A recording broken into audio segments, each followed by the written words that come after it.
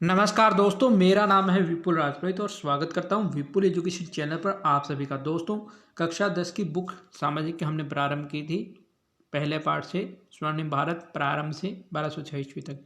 इसके हम दो वीडियो बना चुके हैं। पहले वीडियो में हमने मौर्य साम्राज्य के तहत चंद्रगुप्त को पढ़ा और दूसरे वीडियो में हमने बिंदुसार को पढ़ा और आज हम पढ़ेंगे अशोक को। वो दोनों वीडियो आपने नहीं देखे, आई बटन में उनका लिंक मिलेगा, जाकर देख सकते हैं। चलिए आज का वीडियो प्रारंभ करते हैं। तो देखिए, अशोक का जो शासनकाल है वो 273 से 232 ईसा पूर्व है।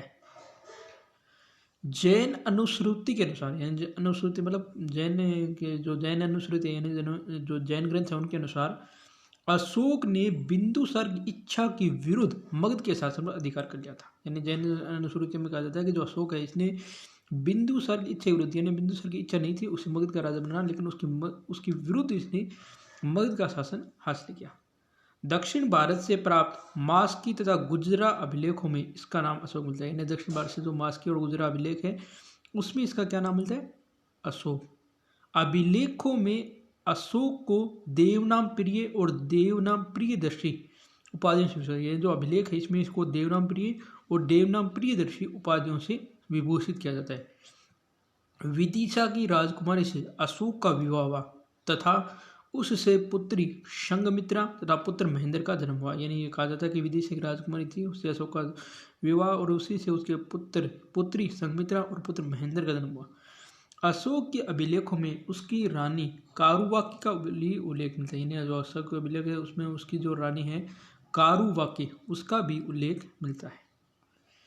राज्य अभिषेक के 7 वर्ष बाद अशोक ने कश्मीर तथा खेतान के अनेक क्षेत्रों को अपने साम्राज्य में लिया। यानी राज्य जब अभिषेक उसने 7 साल बाद जो कश्मीर और जो खोतान है उसके अनेक क्षेत्रों को अपने राज्य में मिलाया। उसके समय में मौर्य साम्राज्य में तमिल प्रदेश के अतिरिक्त समूचा भारत अफगानिस्तान का बड़ा भाग था। यानी उसके समय जो मौर्य साम्राज्य इसमें तमिल प्रदेश के अलावा पूरा भारत और अफगानिस्तान का काफी बड़ा भाग उसके मौर्य साम्राज्य में शामिल था। राज्य अभिषेक के 8वें वर्ष यानी 261 ईसा पूर्व में अशोक ने कलिंग पर आक्रमण किया। यानी जो अपना राज्याभिषेक है उसके 8 वर्ष बाद है, उसने 261 ईसा पूर्व में कलिंग पर आक्रमण किया जिसमें 1 लाख लोग मारे गए थे। यानी कलिंग के युद्ध में 1 लाख लोग मारे गए थे। हाथी गुम्फा अभिलेख के आधार पर यह अनुमान लगाया जाता है कि उस समय कलिंग पर नंदराज शासन कर रहा था। यानी जो हाथी गुम्फा अभिलेख है उसके आधार पर अनुमान लगाया जाता है कि उस समय कलिंग का शासक नंदराज था। इस व्यापक यानी भयंकर बड़े नरसंहार यानी नरसंहार जहाँ पर बहुत मतलब लाखों में या हजारों में लोग मारे जाते थे, नरसंहार जिसे कहा जाता है, अशोक को जो है विचलित कर दिया। यानी उसको चौंका दिया, मतलब ऐसा हो उसके समझ में नहीं है उसने क्या किया। फलतः उसने शस्त्र त्याग की घोषणा कर दी। यानी उसने क्या किया कि उसने शस्त्र छोड़ दिए, यानी कहा कि अब मैं जीवन में कभी भी तलवार नहीं उठाऊंगा। मगध साम्राज्य के अंतर्गत कलिंग की राजधानी धौली या तोसली बनाई गई। यानी मगध साम्राज्य के अंतर्गत जो है कलिंग की राजधानी थी धौली या तोसली, इसको बनाया गया।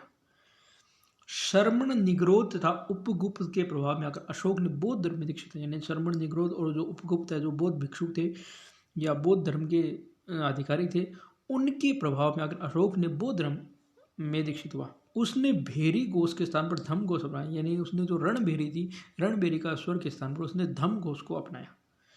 बौद्ध धर्म स्वीकार करने से पूर्व राजतरंगिणी जो कि कल्हण की रचयिता है के अनुसार अशोक शिव का उपासक था। यानी वो पहले शिव धर्म का उपासक था, यानी शिव को मानता था। बाद में वह गुरु मोगली पुत्र तिष्य के प्रभाव में आ गया। यानी उसका जो गुरु होता है मोगली पुत्र तिष्य, उसके प्रभाव में आता है।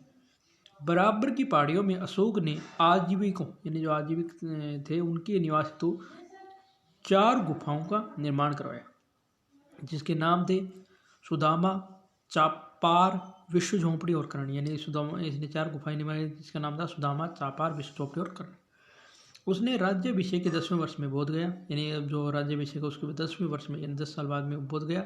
और 20वें वर्ष में जो लुम्बिनी कपिल वस्तु है वहाँ की धम यात्राएं यानी धर्म यात्राएं की। रुमनदेही अभिलेख से विदित होता कि उसने वहाँ भूमिकर की दर 1/6 से घटाकर 1/8 कर दी थी। यानी वहाँ पर भूमिकर की जो दर थी वो 1/6 थी, उससे घटाकर 1/8 की गई। अशोक के शिलालेखों में चोल, चेर, पांड्य और केरल के सीमावर्ती स्वतंत्र राज्य बताए गए। यानी अशोक के शिलालेख में तो चोल है, चेर है, पांड्य और केरल है, ये सीमावर्ती स्वतंत्र राज्य थे। राज्य अभिषेक से संबंधित लघु शिलालेखों में अशोक ने स्वयं को बुद्ध शाक्य कहा, यानी राज्य अभिषेक से संबंधित जो छोटे शिलालेख है उसमें अशोक ने स्वयं को क्या कहा है, बुद्ध शाक्य कहा है। इसके बाद धम्म, अशोक ने मनुष्य की नैतिक उन्नति हेतु जिन आदर्शों का प्रतिपादन किया उन्हें धम्म कहा जाता है, यानी जो मनुष्य है उसकी नैतिक उन्नति यानी उसका नैतिक उत्थान हो उसके लिए जो आदर्श स्थापित किए उनको धम्म कहा जाता है। अशोक की धम्म की परिभाषा दूसरे तथा सातवें स्तंभ लेख में देखिए, यानी अशोक का जो धर्म है इसकी जो परिभाषा है दूसरा और सातवां स्तंभ लेख है उसके अनुसार जो है पाप कर्म से निवृत्ति यानी अपने पाप कर्म से छुटकारा, विश्व कल्याण की भावना, दया, दान, सत्य एवं कर्म शुद्धि ही धर्म है, यानी दूसरे और सातवें लेख में इसको धम्म बताया गया है। साधु स्वभाव होना, कल्याणकारी कार्य करना मतलब लोगों के परोपकारी कार्य करना, पाप रहित रहना, व्यवहारता में मृदुता लाना, दया रखना, दान करना, शुचिता रखना, प्राणियों का वध न करना, माता पिता व अन्य बड़ों की आज्ञा मानना, गुरुओं के प्रति आदर करना, मित्रों परिचितों संबंधियों और ब्राह्मण और श्रावणों के प्रति दानशीलता भी होना, उचित विहार करना अशोक द्वारा प्रतिपादित धर्म की आवश्यकता है, यानी ये धर्म के द्वारा उसकी कंडीशन से यानी उसने ये शर्त रखी थी। तीसरे अभिलेख के अनुसार धर्म में अल्प संग्रह और अल्प व्यय का भी विधान था, यानी जो तीसरा अभिलेख है उसके अंदर धर्म में अल्प संग्रह यानी थोड़ा संग्रह करना और अल्प व्यय यानी ज़्यादा मतलब अल्प व्यय मतलब थोड़ा खर्च करने का कानून था। भब्रू शिलालेख के अनुसार अशोक ने बुद्ध के त्रिरत्नों बुद्ध धम्म व संघ के प्रति जो बुद्ध के त्रिरत्न है धम्म संघ बुद्ध धम्म संघ उनके प्रति आस्था व्यक्त की थी। सांची जो कि रायसेन मध्य प्रदेश में और सारनाथ जो कि वाराणसी उत्तर प्रदेश में लघु स्तंभ लेख में अशोक ने कौशाम्बी तथा पाटलिपुत्र के महामात्राओं को आदेश दिया कि संघ में फूट डालने वाले भिक्षु भिक्षुणियों को बहिष्कृत कर दिया जाए, यानी जो अशोक है इसने कौशाम्बी और पाटलिपुत्र की जो महामात्र थे यानी जो महामात्रों की इन्होंने नियुक्ति की थी, आगे पढ़ेंगे धम्म महामात्र किसे कहते हैं, उनको कहा कि जो भी संघ में फूट डालते उन भिक्षु और भिक्षुणियों को बाहर किया जाए यानी बहिष्कृत किया जाए। प्रथम शिलालेख में यह विज्ञप्ति जारी की गई किसी भी यज्ञ के लिए पशु की वध नहीं किया जाए, यानी प्रथम शिलालेख में कहा गया कि पशु बलि पर रोक लगाई गई। धम्म यात्रा, अशोक से पूर्व विहार यात्राएं की जाती थी, यानी अशोक है इससे पहले जो है विहार यात्राएं की जाती थी जिनमें राजा पशुओं का शिकार करते थे। अशोक ने इनके स्थान पर धम्म यात्रा का प्रावधान किया जिसमें बौद्ध स्थानों की यात्रा तथा ब्राह्मणों श्रमणों और वृद्धों को स्वर्ण दान दिया जाता। यानी अशोक से पहले जो राजा थे वो विहार यात्रा करते थे जिसमें राजा जो है पशुओं का शिकार करते थे और घूमते रहते थे, लेकिन अशोक ने इसके स्थान पर धम्म यात्राएं बनाई जिसके अंतर्गत बौद्ध जितने भी बौद्ध धर्म के स्थान है उनकी यात्रा करना, ब्राह्मणों श्रमणों और वृद्धों को इसमें स्वर्ण दान देना। उसके बाद है अनुसंधान, अशोक के काल में राज्य के कर्मचारियों प्रादेशिकों राजकों युक्तकों को प्रति 5वें वर्ष धर्म प्रचार हेतु भेजा जाता था जिस लेखों में अनुसंधान करें, यानी जो अशोक के राज्य में जो भी कर्मचारी प्रादेशिक जैसे राजूक है युक्तक है इनको 5 साल प्रति 5 साल में धर्म के प्रचार हेतु यात्राओं भेजा जाता जिस यात्रा को अनुसंधान कहा जाता।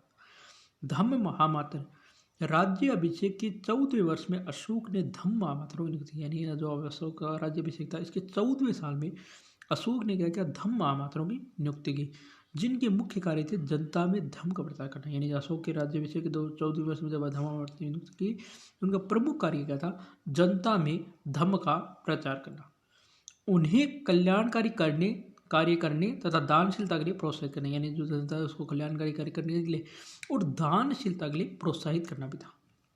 कारावास से कैदियों को मुक्त कराना, जो जेल में थे उनको मुक्त कराना या उनकी सजा कम कराना भी था और उनके जो परिवार थे उनकी आर्थिक सहायता करना भी, ये सब कार्य किसके थे धम्म महामात्र के। अभिलेख, अशोक प्रथम शासक था जिसने अभिलेखों के माध्यम से अपनी प्रजा को संबोधित किया, यानी अशोक एक पहला शासक था जिसने जो अभिलेख होते हैं उनके माध्यम से अपनी जनता को संबोधित किया जिसकी प्रेरणा उसे ईरानी राजा दारा जिसे डेरिशियस प्रथम है कहा जाता है से मिली थी।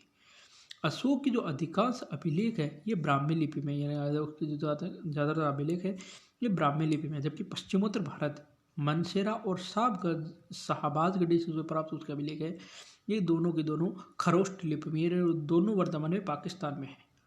टोपरा से दिल्ली लाए गए एक स्तंभ पर 7 लेख एक साथ होते हैं, यानी दिल्ली से टोपरा लाया गया था, टोपरा से दिल्ली लाया गया था एक स्तंभ लेख, उस पर 7 लेख एक साथ उत्कीर्ण लिखे गए हैं।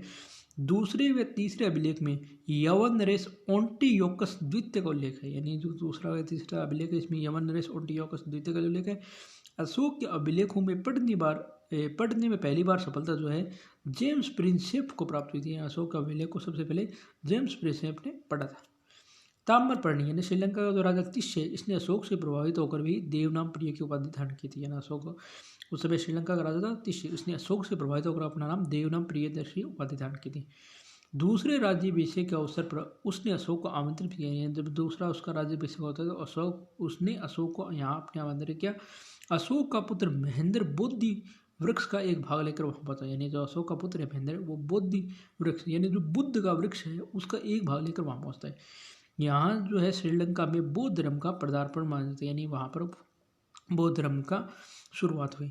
40 वर्ष शासन करने के बाद 232 ईस्वी में अशोक की मृत्यु होती है। 232 ईस्वी में जो है अशोक की मृत्यु हो जाती है। अब जो है अशोक के उत्तराधिकारी और मौर्य साम्राज्य का पतन कैसे हुआ वो हम अगले वीडियो में पढ़ेंगे, क्योंकि आपको पता है कि हम जो वीडियो बनाते हैं उसमें एक ही टॉपिक पर डिस्कशन करते थे। तो दोस्तों यह था आज का वीडियो अच्छा लगा कमेंट करके जरूर बताना, वीडियो को लाइक करना शेयर करना नहीं भूलें, चैनल को सब्सक्राइब नहीं किया चैनल जरूर सब्सक्राइब कीजिए, बेल आइकन को प्रेस कीजिए। धन्यवाद दोस्तों, जय हिंद जय भारत, घर नहीं।